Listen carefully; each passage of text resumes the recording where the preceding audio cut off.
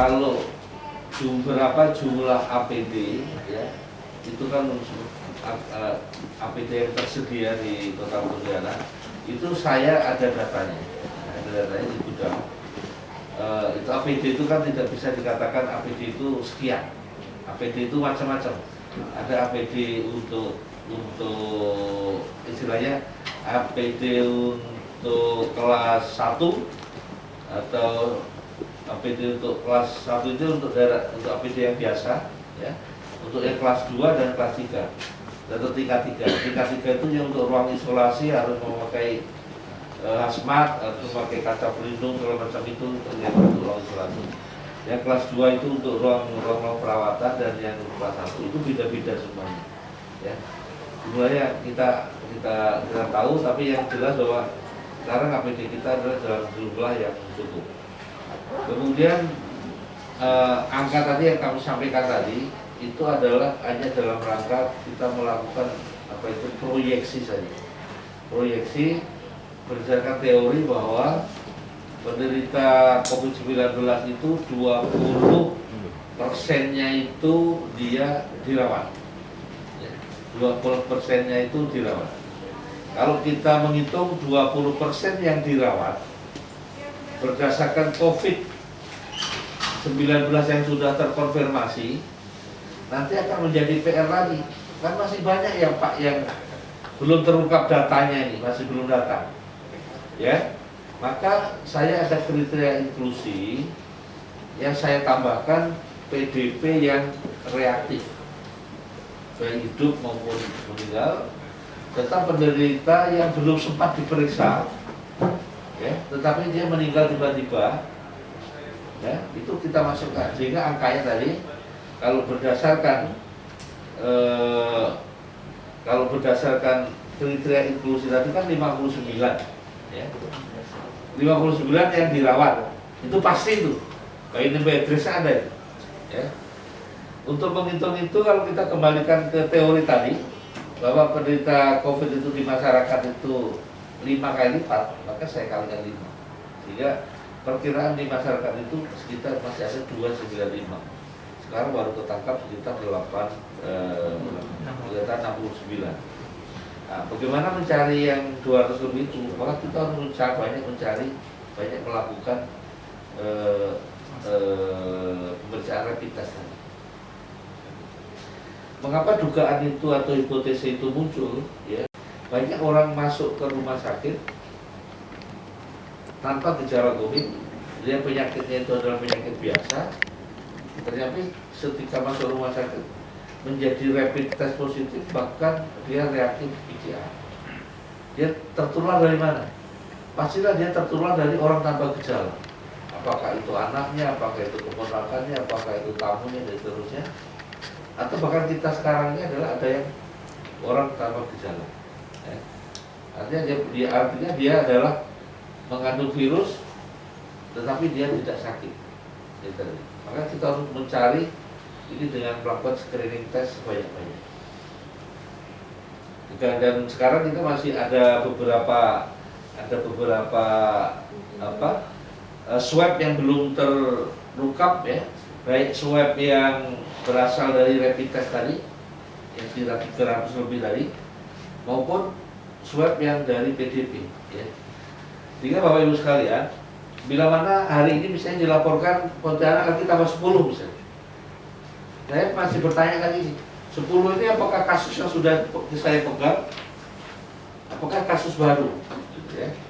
Nah, kebanyakan selama ini yang dilaporkan setiap hari itu adalah kasus yang sudah saya tangkap, sudah ada di kantong saya tadi, tinggal mengeluarkan aja. Jadi masih dalam lingkup 295 tadi. Jadi sebenarnya bukan suatu yang mengejutkan, kecuali kalau sampai tiba-tiba muncul klaster baru atau apa gitu, saya lebih kaget ya. Tapi selama ini adalah kasus-kasus yang memang sudah ada gitu. Kecuali yang 10 tadi yang dari Sukabumi itu memang kita kiriman gitu ya, itu kiriman sudah ditemukan di sana, kemudian dia tertular di sana, kemudian dia dibawa pulang ke sini. Dan itu memang sudah close, tutup, karena dia tidak menular lagi, dan bahkan kemarin sebagian besar sudah sembuh. Tapi ya masa kita sampai melarang orang ke masjid dan tidak dinilai semacam itu kan nilainya besar. Baik yang pergi ke masjid nggak usah juga disalahkan, karena mungkin doa dia juga gitu. Yang tidak ke masjid ya mungkin itu menurunkan penularan karena tidak terjadi social distancing. Sekarang ini kita masih harus bersabar agar tetap melaksanakan protokol-protokol sebagaimana yang sudah kita lakukan. Karena dengan upaya semacam ini tanpa PSBB ya, itu kita sudah bisa melandaikan kurva itu. Tetap PSBB. Mereka kalau PSBB 14 hari, diperpanjang lagi 14 hari, diperpanjang lagi 14 hari, mau duit dari mana? Itu harus jadi warning bahwa kita harus sama-sama bersabar tadi ya. Iya, itu aja poinnya. Dari pegawai rumah sakit kemarin kan yang reaktif itu ada 46 ya, 46 orang. Sekarang yang sudah jelas hasilnya negatif dan termasuk positif itu mungkin baru sekitar 25. Berarti masih ada menunggu, belum. Hasilnya belum ada. Gitu. Jadi kita masih menunggu lagi. Penentuannya Dari pegawai rumah sakit kemarin kan yang reaktif itu ada 46 ya, 46 orang. Sekarang yang sudah jelas hasilnya negatif dan termasuk positif itu mungkin baru sekitar 25. Berarti masih ada menunggu, belum. Hasilnya belum ada. Gitu. Jadi kita masih menunggu lagi. penentuannya kalau provinsi pertimbangannya apa Pak? Kira-kira yang boleh dikirim Oh, Jakarta? saya nggak tahu, mungkin karena kapasitas saja. Kapasitas di UNTAD, kapasitas di sana juga untuk mungkin untuk jaminan mutu juga. Barangkali ada yang melakukan dua kali dan seterusnya ya, itu provinsi ya.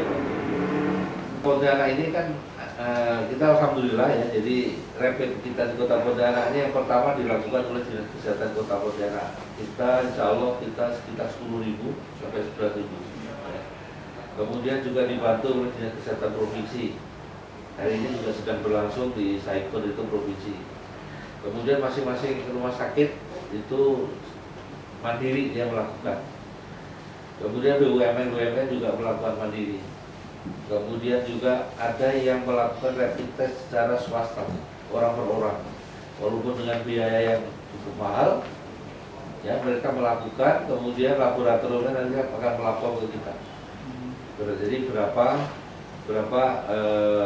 usia positif reaktif atau tidak itu melapor gitu. Jadi mudah-mudahan dari berbagai sumber tadi, ya, itu kita bisa cukup masif. Ya. Berapa angka yang masif? Ya barangkali kalau 10% jumlah penduduk itu sudah lumayan, atau 5% aja sudah lumayan. 5% itu sudah 30.000 ya. Itu sudah angka yang cukup banyak ya untuk bisa memutus rantai penularan. Kalau target dari Dinas Kesehatan